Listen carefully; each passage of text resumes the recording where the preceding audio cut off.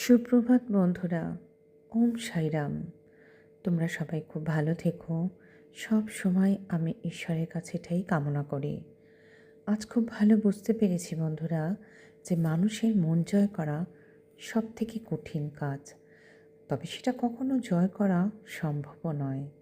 আমি দেখেছি বন্ধুরা, যাদের জন্য তুমি করবে সে যেই হোক না কেন দিন শেষে অপবাদ পাবে। তুমি কি করেছো? কিছুই করনি। হয়তো সে বলে তার রাগের বশে, জেদে, হিংসাতে, কিন্তু জানবে আজ তুমি বলছো হয়তো, আমি বা তোমরা ভুলে গেলেও ঈশ্বর কিন্তু ঠিকই এর বিচার করেন। তাই বলবো বন্ধুরা, সব কিছুর উত্তর দিতে হবে কোথায় লেখা আছে।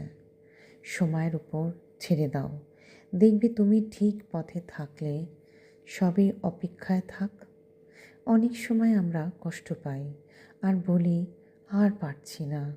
আসলে সব সময় আমরা বুঝে উঠতে পারি না কোন অপরাধের শাস্তিতে আমরা ভোগ করছি।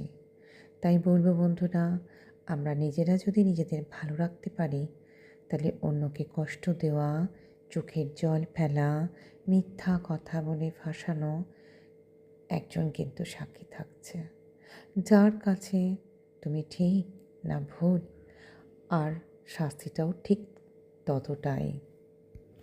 আমি ভাবছি বা তুমি ভাবছো যে আমি জিতে গেছি, আমি বেশ ভালো আছি, ফুরফুরে মেজাজে ঘুরছি বেড়াচ্ছি। না বন্ধুরা, অন্যায় করছো। নিজেকে, নিজের ভুলটাকে মানতে শেখো আর নিজেকে সময় থাকতে শুধরানোর চেষ্টা করো। ভগবানের কাছে রোজ দিন বলো, আমাকে সঠিক পথ দেখাও ঈশ্বর, আমি ঠিক সঠিক পথে যেন চলতে পারি।